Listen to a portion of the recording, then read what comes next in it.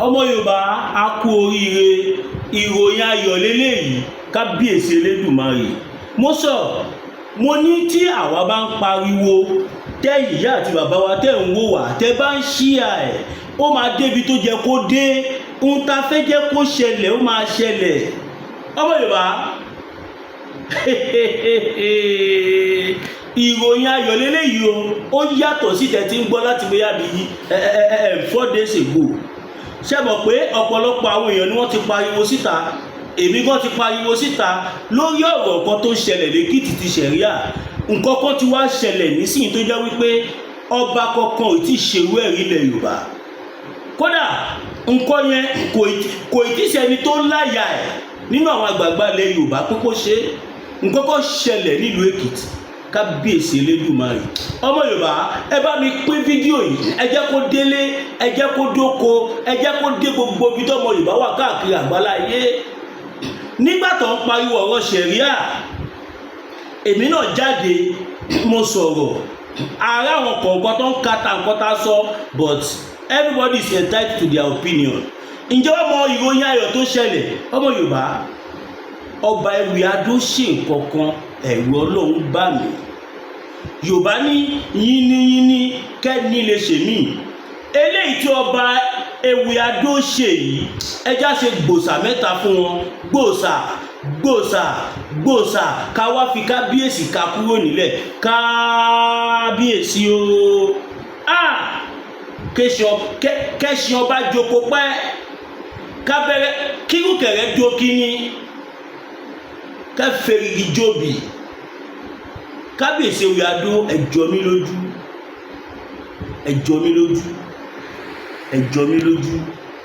Tí gbogbo àwọn ọba nílẹ̀ Yorùbá tó bá lè máa lo pòsíṣàn wọn báyìí, ọ̀pọ̀lọpọ̀ a máa wò ó pé ṣèbí kan tó fẹ́ sọ kọjá kí wọ́n stop ṣẹ̀ríà. Rárá o, ó yàtọ̀ o. Nǹkan mẹ́ta ni mo mú wá fún yín láàárọ̀ yìí.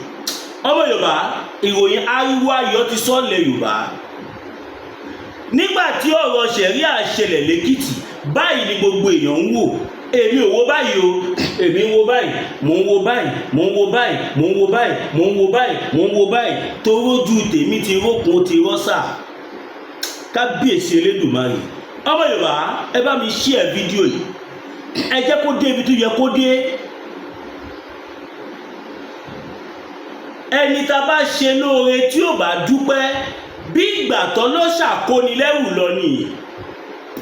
Mo lè sọ wípé ọba Ewì-Adó wọ́n ṣe nǹkan kan tí wọ́n fi ẹ̀mí ìmoore wọ́n fi ran olóyè Sunday Igboho àti bàbá Bánjí Akíntóyè. Wọ́n fi ẹ̀mí ìmoore hàn. Gbogbo wa la mọ̀ pé olóyè ní Chief Sunday Igboho ní ìlú ìpínlẹ̀ Èkìtì. Olóyè ńlá tó gbó, tí ò ń ṣoyè kwẹ́kwẹ́, tí ò ń ṣoyè jẹ̀kọjẹ̀kọ. Nígbà tí wọ́n ní wọ́n gbé ṣẹ̀ríà wá sékìtì, gẹ́gẹ́ bẹ́ẹ̀ ṣe mọ̀ wípé bàbá mi olóyè Sunday Igboho kò síjọ́ kan ká má ríra tàbí kí a má sọ̀rọ̀. Gẹ́gẹ́ bí ọmọ wọn, mo pè wọ́n, kábíyèsí olúwa mi Igboho ṣe wọ́n ní Mass Bimbi ọmọ ẹmọ̀ bọ́ bí wọ́n ti máa ń bá mi ṣeré. Kábíyèsí olúwa mi, inú mi ò máa dùn. Bàbá ní kí ló dé? Mo ní ṣó fẹ́ kọ̀ọ̀kan ni, kí ló fẹ́? Mo ní bàbá mi bàbá mi tí gbọ́dọ̀ má gbà lọ́wọ́ yín, kódà gan tí bá nídìí gan mi ní béèrè lọ́wọ́ yín, nítorí mo mọ ẹrù tẹ́ ẹ̀ ń rù on a daily basis. Ọ̀gá nìyá mo dà. ọmọ Yorùbá, ẹni èèyàn tó ń jẹ pẹ̀lú bó ṣe freeze account Chief Sunday Igboho tí wọ́n fi gbogbo tí wọ́n ṣe fún wọn, èèyàn tó ń jẹ lábẹ́ wọn èdè they are more than 500 tí èmi rí, mi ìsọ ìtí mi rí, tèmi mọ̀ mi ìsọ ìtí mi mọ̀. Kábíyèsí Elédùmarè. Nígbà tí ọ̀rọ̀ yẹn ṣẹlẹ̀, mo pe bàbá olóyè Sunday Igboho ní ṣègbó mọ̀ pájìjàgbara ni mímì ìdásọ́rọ̀ ẹ̀sìn, ṣùgbọ́n kò ní kó yá faramọ́ kó ṣẹlẹ̀ o, pé ṣùgbọ́n àwọn jẹ́rìí àwọn èèyàn àwọn wọn ní finá sórí òrùlé sùn. Mass B wo máa wò ó tiẹ̀, àwọn ará Èkìtì náà wọn rìn dì pé ká máa wò kí a tó ríjọ́ méjì mẹ́ta àárí pé story à change táwa bá ń pariwo síta. ọba Ewì-Adó wá ṣe nǹkan kan, ká sọ pé wọ́n fẹ̀mí ìmoore fi hàn ọmọ Adéyẹmọ ni. Ṣé mọ̀ pé any state tó bá gba ṣẹ̀ríà láàyè as a matter of fact state yẹn ti gbà bọ̀dẹ̀ any state tó bá gba ṣẹ̀ríà láàyè state yẹn ó ti gbà bọ̀dẹ̀ fún olóyè Sunday Igboho fún gbogbo ọmọ Yorùbá gẹ́gẹ́ bí mo máa ń sọ ọ̀rọ̀ ṣẹ̀ríà lóòótọ́ ọ̀pọ̀lọpọ̀ ẹ̀yin mùsùlùmí máa rí nírí pé ṣèbó òfin Islam ni òfin ẹ̀sìn yín ni rárá o àwọn tó gbé ṣẹ̀ríà wá yìí wọ́n fẹ́ wá pa gbogbo wa lẹ̀ Yorùbá ni wọ́n fẹ́ wá pa wá ni confam ló sọ fún yín and a fẹ́ jẹ́ kí àwọn aláṣẹ wa kó fi owó òfin mú wọn kò ó ṣe pé kó stop ṣẹ̀ríà nìkan o irú kan tí ọba Ewì Adó ṣe tí mo fẹ́ sọ yìí ọmọ Yorùbá nígbà tí mo gbọ́rọ̀ yìí orí mi wó fẹ́ẹ̀ tó yìí Ọlọ́run ló ní kí orí mi má bẹ̀ kó má fò torí pé Ewì Adó jọ mí lójú ìgbà tí gbogbo wa ń pariwo bàbá wa Ewì Adó ẹnìkan pè mí wọ́n náà wọ́n bá mi sọ̀rọ̀ láti palace Ewì Adó I don't know how true is that but mo mọ̀ pé possible tí wọ́n tó bá lè ránṣẹ́ pè mí láti presidency tí wọ́n pè then kílé tí wọ́n lè pè mí lọ́dọ̀ bàbá wa Ewì Adó ọ́ní must be ọmọ wa ní ẹ̀ gbogbo àwọn àgbààgbà Yorùbá la nífẹ̀ẹ́ iṣẹ́ tó ń ṣe àmọ́ lórí ṣùgbọ́n mo fẹ́ kó mọ̀ wípé lóòótọ́ ọba ló nílùú ọba ló láṣẹ ṣùgbọ́n níbi tí nǹkan dé nísìn a gbọ́dọ̀ máa fọgbọ́n ṣe gbogbo nǹkan sọ fún àwọn èèyàn tó kù wípé Èkìtì ò ní gbàbọ̀dè fólóyè mo lanu báyìí pé wọ́n ní Èkìtì ò ní gbàbọ̀dè fún Sunday Igboho mo fẹ́ jẹ́ kẹ́ mọ̀ pé ẹni tó sọ ọ̀rọ̀ yìí àwọn fún ara wọn mọ̀ nǹkan tó wà lábẹ́ ṣẹ̀ríà nìyẹn wọ́n ní Èkìtì ò ní fojú olóore egungun Èkìtì ò ní gbàbọ̀dè fólóyè Sunday Igboho a mọ̀ pé ibi tí Igboho bá wà ló wà ìdí nìyẹn tí a fi fojú ọmọdé wù ẹ́ tá a fi pè é wọ́n lè ti pe ọ̀pọ̀lọpọ̀ àwọn èèyàn I don't know but ohun tó sọ fèmí lèmi sọ wọ́n bá mi sọ̀rọ̀ yẹn kojú 30 minutes ni mo rí ọ̀rọ̀ kan ní newspaper nígbà tí mo rọ́rọ̀ yẹn orí mi fò lọ wọ́n bá mi sọ àwọn ọ̀rọ̀ kọ̀ọ̀kan náà tí mi ní sọ lórí afẹ́fẹ́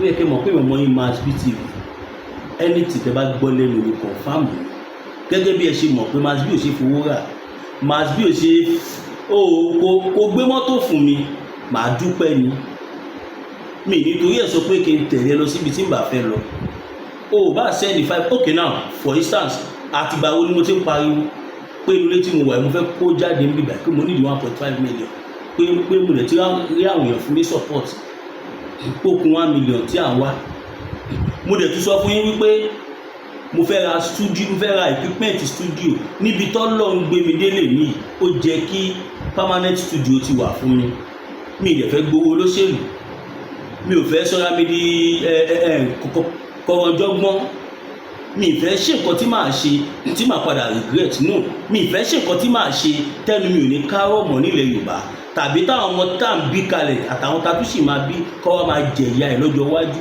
mi ní ṣe irú ẹ̀ láéláé kàkà kí lè kú ilẹ̀ ayá ṣá ni bẹ́ẹ̀ ni mi ìyá ní stúdíò ni kàkà kí lọ gbowó tí ò jẹ́ kí n gbà kẹ́lẹ̀ mọ̀ pé Mass B ó ní ìtẹ̀lọ́rùn mi ò yẹra mi tẹ́ bá wò lọ wò bọ̀ Mass B ó sì ní àwọn tó ń pè tó ń tọrọ owó kiri no mi ì ní ṣùgbọ́n lọ́wọ́ jẹ́ kí ebi pa mí mo máa ń sọ̀rọ̀ kan fáwọn èèyàn wa ẹni tí ìwọ tó bá ń tẹ̀lé lóye Sunday Igboho mi ìsọ àwọn tó ń lóní méjì tàbí tó ń tẹ̀lé wọn torí kan tó ń rí lára wọn o ìwọ tó jẹ́ wípé nǹkan tó wà lọ́kàn lóye Sunday Igboho ló wà lọ́kàn ẹ̀ tó dẹ̀ gbà fún lóye Sunday Igboho gbàgbé Ọlọ́run á máa bọ́ ẹ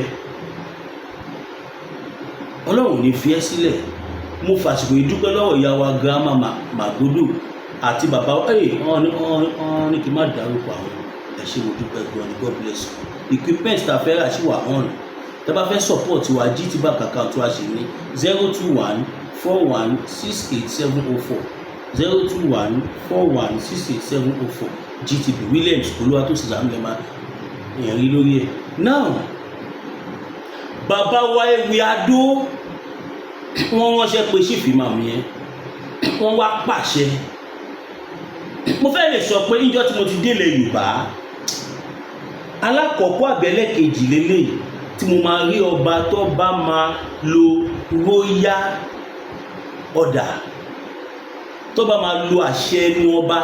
Òun ti pé ká máa ṣàdúrà fẹ́yàn ká máa tọrọ owó tàbí ká wá gbádùn nínú pé ọba máa give ṣe mọ̀ pé president máa ń give executive order ni, ọba máa ń give royal order. Bàbá Ewíadó lẹ́yìn ìgbà tó fi gbogbo àwọn ẹni bí ènìyàn bí èèyàn tó fi wọ́n lọ́kàn balẹ̀ pé kò ní ṣẹlẹ̀ báwọn ní gbàgbọ́dì fún yìí Sunday Igboho láéláé. Ìgbà tá a máa rí ní newspaper bàbá máa ṣe kọjá nǹkan táwa rú, ìyẹn mo fi sọ wípé wọ́n ṣe kankan tí mi tí gbọ́ kọ́ bá Yorùbá ọ̀kan ṣe rí. Kí nìkan tí wọ́n ṣe? Wọ́n ṣe nǹkan bí méjì kan tó yà ìbílẹ̀ mi.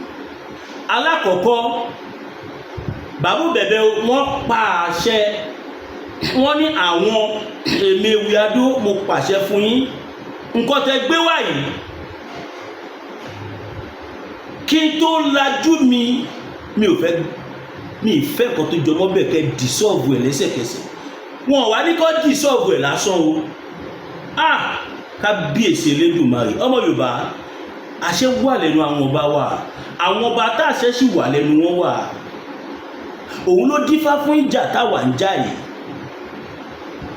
so that kí àṣẹ lè padà sẹ́nu àwọn ọba tọ́jọba gidi.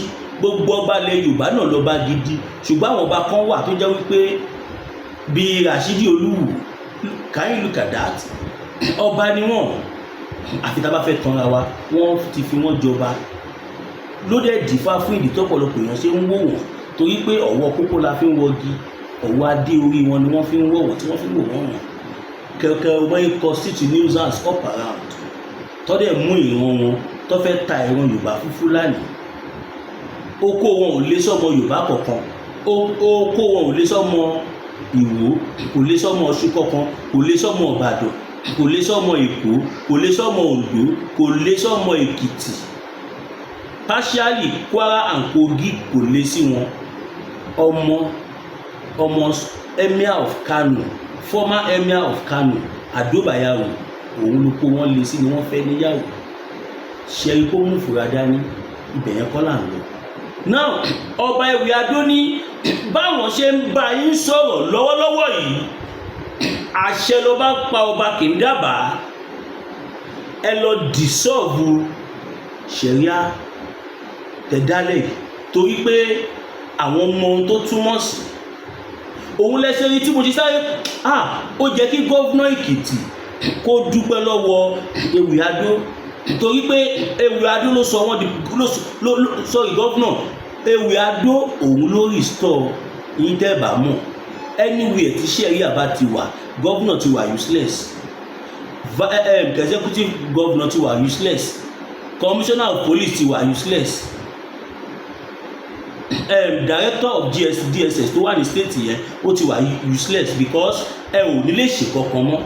Anything tó bá fẹ́ ṣe ṣẹ̀ríà ló máa handle ẹ̀. Wọ́n fẹ́ join ọlọ́pàá ni o, wọ́n fẹ́ ṣe anything ni o, anything slot ní state yẹn ṣẹ̀ríà ló máa handle ẹ̀. Torí pé nǹkan dídùn ló máa fi bẹ̀rẹ̀ fún yín.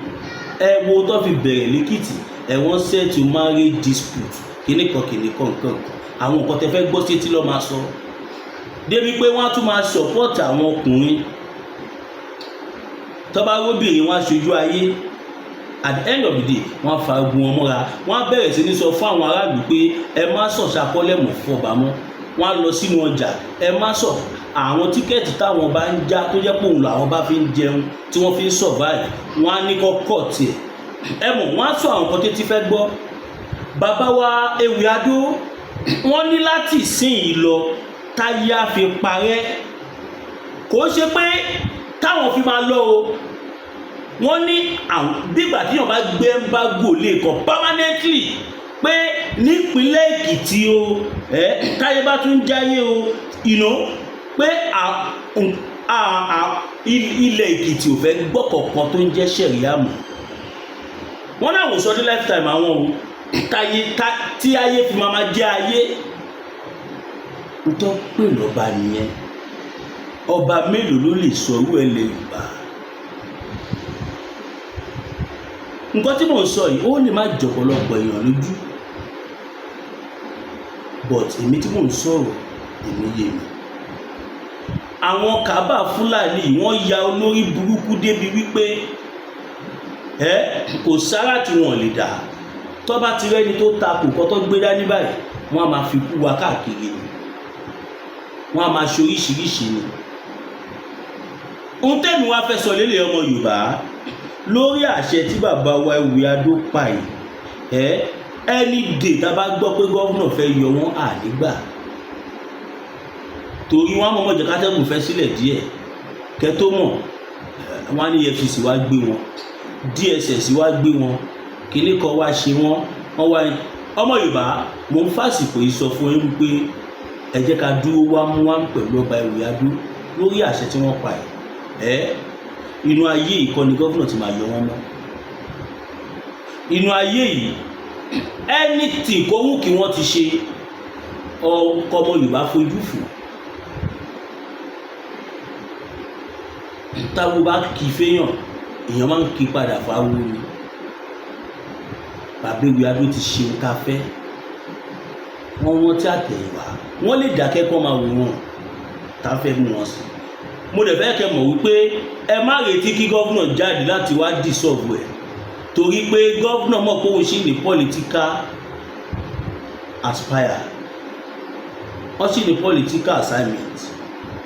Bí the governor bí mo dẹ̀ ṣe ń gbọ́ wọ́n ní wọ́n tún fẹ́ lọ sí, so ẹ lè expect ìwé èèyàn bẹ́ẹ̀ kó jáde torí pé wọ́n ti balẹ̀ Yorùbá jẹ́ débi wípé politics have take over everything. Ọ̀pọ̀lọpọ̀ àwọn gómìnà tẹ́rí tí wọ́n sọ̀rọ̀ yẹn ọmọ tó tọ̀ báwa ṣe ń sọ̀rọ̀ ìta bá jáde sọ̀rọ̀, táwọn bá jáde sọ̀rọ̀ bẹ́ẹ̀ automatically láti wákàtí tí wọ́n ti sọ̀rọ̀ yẹn lọ wọ́n ti wọnú wàhálà. Kábíyèsí ọba Ewuyi Ado ẹ ṣé àdúpẹ́. Àti bẹ̀rẹ̀ náà láti mọ̀ pé lára ọba tó nífẹ̀ẹ́ ilẹ̀ Yorùbá ní inú wa wá dùn àṣẹ tẹ́ pa èkó múlẹ̀. Báwo ló ṣe lè múlẹ̀ ni wípé kẹ́ bá wa dúró sórí ọ̀rọ̀ yẹn pé kò ní sí ohun tó ń jẹ́ sẹ̀ríà mọ́ nípínlẹ̀ Èkìtì. Kò ń ṣèkìtì nìkan o, a ti fẹ́ jẹ́ kí bàbá wa Onírìṣà kan ṣe press conference kó sọ pé gbogbo ilẹ̀ Yorùbá àwọn ò fẹ́ gbọ́n tó jẹ́ sẹ̀ríà tó bá bá sọ abẹ́ ti gé. Ẹ̀yin bàbá wa ẹ fọkàn yín balẹ̀, kò sí ohun tí anybody fẹ́ ṣe fún yín. Ọba ló nílẹ̀, ọba sì bá lórí ohun gbogbo. Ẹni ọba tó bá ń ṣe dáadáa fún ilẹ̀ Yorùbá, àwa ọmọ Yorùbá ò ní lajú kí à jẹ́. Lásìkò tá wà yìí mi ì sọ àsìkò tó ti kọjá o. Ẹni ọba tó bá dúró wámúwámú pẹ̀lú ilẹ̀ Yorùbá, tá bá gbọ́ pé wọ́n lọ fẹ́ ṣèkọ̀kọ̀ fún ọba bẹ́ẹ̀, àwa aráàlú àwa ọ̀dọ́ we will look into that matter. Ń tẹ ní kábíyèsí ṣe ẹ̀rí ẹ̀dá afẹ́fojú yìí. Kódà àwọn ọmọ Yorùbá tí gbogbo ọba lè rọ lọ́bẹ̀, àmọ́ àwọn representative lọ́bẹ̀, we are educated people. Ohun tọ́pọ̀lọpọ̀ ọba máa ń sá fún tí wọ́n ṣe kí ń sọ̀rọ̀ ni wípé táwọn bá sọ gbogbo ìbàjẹ́ táwọn ti ṣe sẹ́yìn wọ́n á bẹ̀rẹ̀ sí ní gbé jáde, wọ́n máa fi tírẹ́tì àwọn. Àṣẹ tí Ewuyi Ado pa yìí ó jẹ́ èmi ò sọ opinion tèmi lèmi fẹ́ sọ báyìí, mi ì sọ opinion gbogbo ọmọ Yorùbá o. It shows that Ewuyi Ado kábíyèsí yẹn wọn lẹ́bọ lẹ́rù, kò sí bá ṣe máa rìn tí orí ò ní mì. Ẹgẹ́ tẹ̀ kò sí bá ṣe fẹ́ rìn tó rí ò ní mì. Nobody is above any mistakes. Eléyìí tí wọ́n ṣe yìí àbá ọmọ Yorùbá ò lè dá íńtánẹ́ẹ̀tì 10 years sígbà tá a wà yìí. Tẹ́ bá gbọ́ ẹni ẹ̀sùn tó fi kan bàbá yìí kẹ́ mọ̀ wípé nítorí nǹkan tí wọ́n ṣe yìí. Ẹ mọ̀ pé àwọn Fúlàní wọn rárá gbọ́rọ̀ sí tí nǹkan bá ṣẹlẹ̀ báyìí, gbogbo bó ṣe máa retaliate ni wọ́n máa gbọ́n. Ẹ dẹ̀ mọ̀ àwọn Fúlàní olóyìnbó Fúlàní Kábà yìí àwọn ló ń control Nàìjíríà. Ohun tó bá fẹ́ kó ṣẹlẹ̀ Nàìjíríà ló máa ṣẹlẹ̀. Ẹ̀yin náà tí ó bá rí bẹ́ẹ̀, bàbá Tinubu ń bá wọn jàǹbá tó dáàrin kan, wọ́n fi Gàdúgè jẹ Federal Airport Authority of Nigeria FAAN ṣé ipò kékeré ni tó túmọ̀ sí pé gbogbo airport tó wà ní abẹ́ Nàìjíríà abẹ́ Ganduje ló wà. National Chairman APC experience wo ni Ganduje ní tó fẹ́ fi handle ọ́fíìsì yẹn? Ìfúlàní máa à ń sọ pé àwọn èèyàn ń pa wá lè Yorùbá, à ń sọ pé àwọn èèyàn ń fẹ́ gbalẹ̀ wa, gbogbo ọ̀nà tí wọ́n ti lò tẹ́lẹ̀ wọ́n fail, wọ́n ti dábàá láti kógun jalè Yorùbá. Olóyè Sunday Igboho dìde pé tó bá bí yàrá ìyá yín dà tẹ́ bá dán wẹ̀wẹ̀ dán tán. Wọ́n mọ̀ pé pẹ̀lú gbogbo jàǹkárí ọ̀tọ̀ kó dání tó ń pè ní ìbọn tó ń pè ní kíní tó bá kó wọ ilẹ̀ Yorùbá, wọ́n mọ̀ pé ìṣeré ni nílẹ̀ Yorùbá. Ohun tọ́mọ Yorùbá ò lè sá fún ni.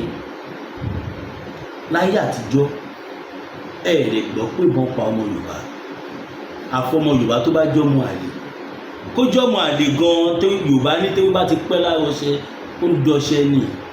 Kí lẹ fi ṣeré? Ilẹ̀ Yorùbá lógún ti máa ṣẹlẹ̀ tí àwọn bàbá wa máa bá Ọ̀pẹ sọ̀rọ̀, Ọ̀pẹ adébẹ̀rẹ̀ sí ní jagun. Ilẹ̀ Yorùbá láwọn bàbá wa ti máa bá koríko sọ̀rọ̀, koríko adé dìde ogun, wọ́n bẹ̀rẹ̀ sí ní kọjú sáwọn ọ̀tá wa. Àwọn Fúlàní mọ̀ pé táwọn bá wá nílànà ogun àwọn máa jẹ tán, lẹ́yìn táwọn bá dẹ̀ jẹ tán Nàìjíríà máa kú lẹ́sẹ̀kẹsẹ̀.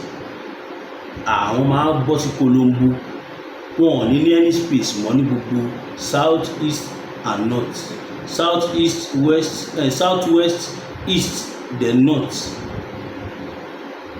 Àwọn pa àwọn lẹ́nu bẹ́ẹ̀ mọ́ because they are not part of us and they will never be part of us. Torí ẹ̀ lè ṣe rí tí wọ́n gbógun wá mọ́. Nígbà tó yá wọ́n lọ bá àwọn bàbá wa ọba lára àwọn ọba ilẹ̀ Yorùbá, àwọn fẹ́ máa gbẹ́.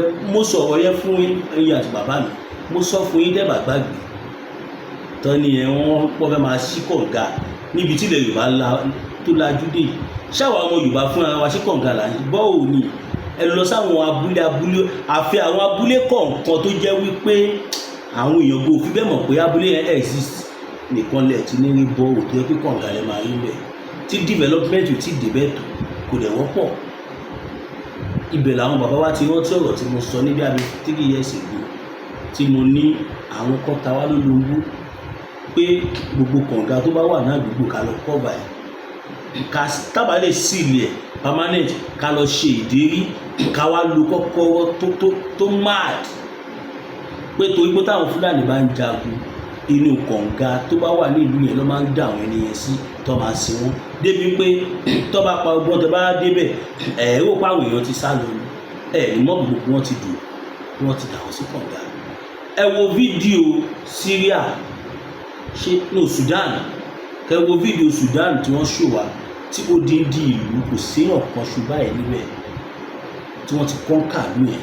Níbo ni gbogbo àwọn òkú yẹn wà? Ṣèbẹ̀rí tó fly drone tó lọ more than 70,000 above the sea level tí wọ́n lè fi capture gbogbo ní Sudan. Kò séèyàn ẹyọ kan ṣùgbọ́n ẹ̀ tó kọjá tàbí òkú èyí ṣùgbọ́n báyìí tí wọ́n rí lẹ̀ because àwọn terrorist ọ̀pọ̀ ní Fúlàní they are very good at it. Yorùbá máa ní àràjẹkù àwọn Fúlàní wọn rájẹkù wọn. Ẹ wá wo ohun tó ìpele kejì mú abẹ́ bọ́ sí nísìnyí. Ọmọ Yorùbá àwọn ọlọ́pàá kan tún ti bẹ̀rẹ̀ sí ní gbàbọ̀dé fún wa ọmọ allegedly kó tó di pé mo bọ́ sí ìpele kejì ẹ̀ka sáré dẹ̀ka ìpolówó ọjà.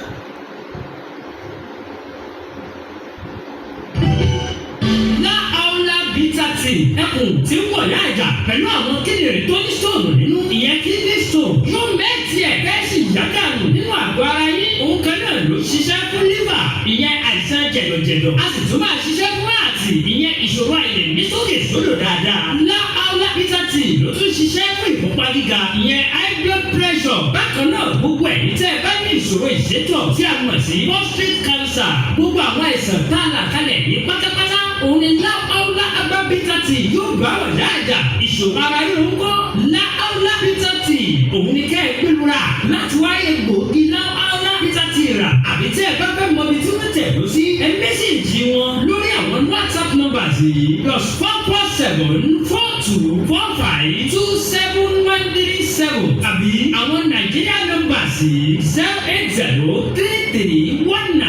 08033194355 tàbí 08026265000 kò bá darí ẹ̀rí inú ẹ̀jẹ̀ tí kẹjẹgbọ̀n lọ́wọ́ Láúláú Peter Tea gbẹ̀lúra kò rí ìyàtọ̀ ọbẹ̀. ẹ̀yin ènìyàn wa ẹ káàbọ̀ padà. Láúláú Peter Tea ó jẹ́ iléeṣẹ́ tó ń ṣe gbòógì tó ń deliver all over the world. Bóyá nǹkan ọmọkùnrin yẹn kéré tó fẹ́ kó tóbi sí size tó fẹ́ tó dẹ̀ nílé ní side effect ẹ̀pẹ̀ Láúláú Peter Tea. O fẹ́ kanlẹ̀ gbọ̀ngbọ̀ngbọ̀n, o fẹ́ àdúdùn ní kidney problem ní arthritis ní anything tradomedical ẹ̀pẹ̀ Láúláú Peter Tea mo lè fọwọ́ wọn sọ̀yà. Now back to our issue. Kó tó di pé màá bọ́ sí ìpele kejì, mo bẹ̀rù mọ Yorùbá káàkiri àgbáláyé. Ẹ má gbàgbé ọ̀rọ̀ studio tí mò ń sọ. Ẹ wọ̀gbà yí mi ká ẹni tèrè jí tèrè á pè á fẹ́ gba bòmí ká kúrò bí ta wà yìí for serious security reason.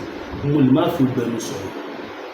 Now fẹ́yìn tó lọ bá búkù fún ẹni fún wa super sticker super chat tàbí kẹ́ join membership mi kẹ́lẹ̀ lè support mi sórí GTBank account 02141687040 02141687040 GTBank. Now láti support equipment pípọ̀ tá a fẹ́ rà bí 6 million torí every pépé ẹ̀kọ́ ti já ní 6 million but on pile every day ni bí àdẹ̀ṣe rí tọwọ́ kọ́bọ̀ lọ́la lọ́rùn. Now ọmọ Yorùbá mo sọ̀rọ̀ kan lẹ́ẹ̀kan mo náà àwọn DSC táwọn ọlọ́pàá kan tó fẹ́ máa gbàbọ̀dé fún wa. Now lóòótọ́ I was not there but nígbà tó ṣẹlẹ̀ táwọn ètò ṣẹlẹ̀ sí tó pariwo síta lu alágbọ́ a ṣẹ̀ṣẹ̀ máa gbọ́ pé àwọn Fúlàní ń pa èèyàn a ṣẹ̀ṣẹ̀ máa gbọ́. Gbogbo alágbọ́bọ̀ tó ṣẹlẹ̀ ní àwọn ìlú kan ní Ogun State ní ọjọ́ mẹ́ta yìí táwọn Fúlàní wọlé tó ń pa àwọn èèyàn nípakúpa tó ń ṣe àwọn èèyàn ṣàkàṣàkà. Now the same Fúlàní tó ń pa èèyàn yìí ta gbọ́ pé DPO area yẹn nígbà yẹn kò jẹ́ káwọn local security kọ́ lọ ṣiṣẹ́ wọn bí iṣẹ́ lógún kò jẹ́ kó wọlé tí wọ́n lọ́wọ́ lé wọn jáde according to what I heard allegedly tàdé pariwo síta ń gbà yẹn. Nísìnyí báyìí wọ́n ní Fúlàní kan kú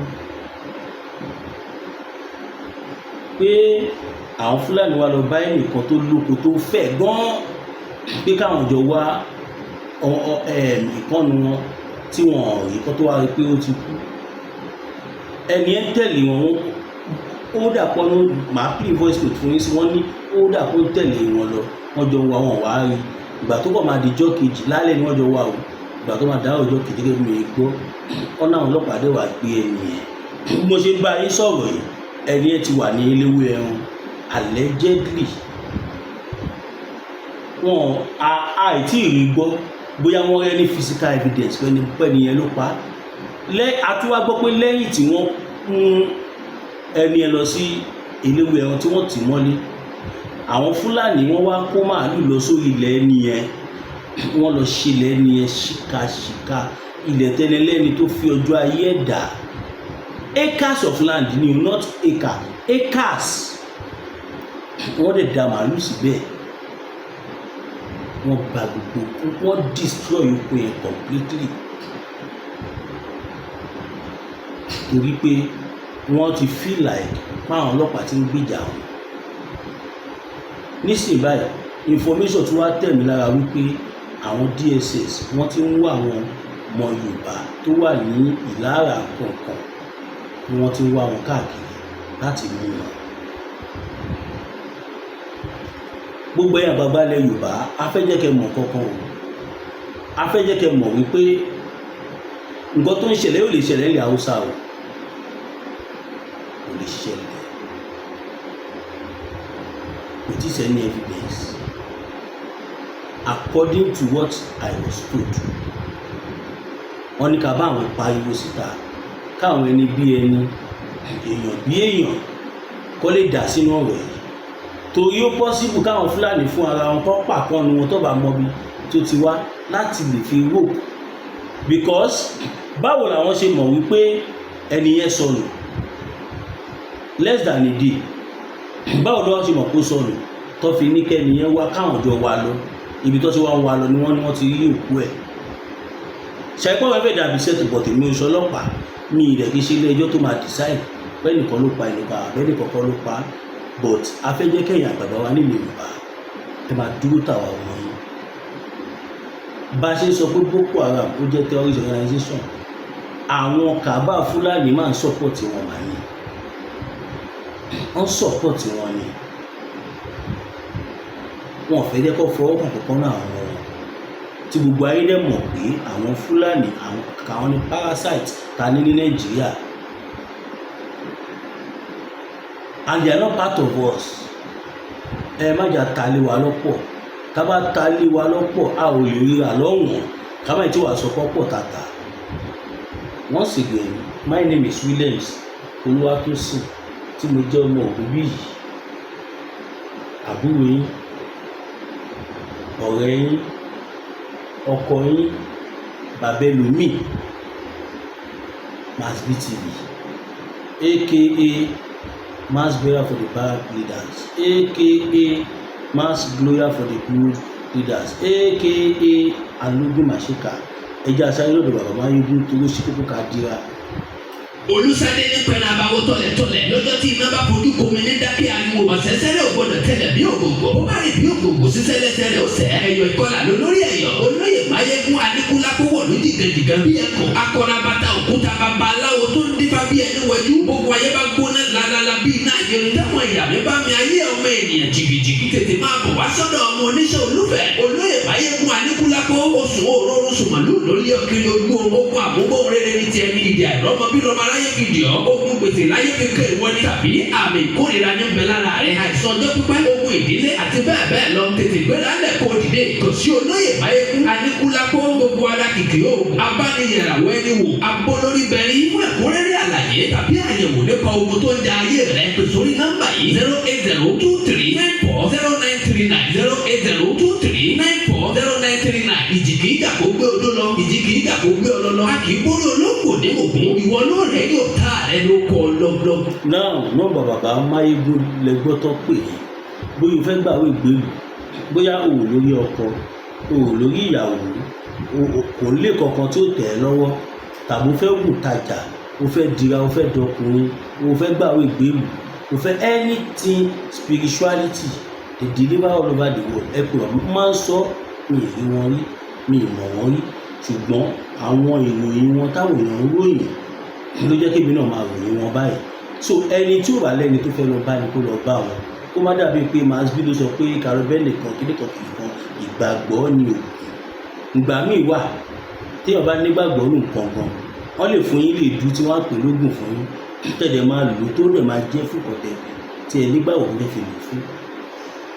Once again my name is Williams Olúwatósìn mo kí gbogbo ẹ̀yin ìyá àti bàbá wa káàkiri àgbáláyé tẹ́ ẹ̀ fojoojúmọ́ comment tẹ́ ẹ̀ share tẹ́ ẹ̀ like fídíò wa lágbára Ọlọ́run ẹ̀yin nìkan wọ́n ní dá ṣe lé ayé yín bóyá ẹgbẹ́ gbé polówó ọjà fún wa tó jẹ́ new tí ò ta kọ̀kọ́ tá à ń ṣe tàbẹ́rẹ́ fún wa ní information ẹ pè mí sórí +229 5774 7970 tẹ́ bá pè ní direct call kò ní lọ 021 41 68704 àkáǹtì mo tún pè +229 5774 7970 ara mi sàn gan ni Ọlọ́run mo ní the support GTB.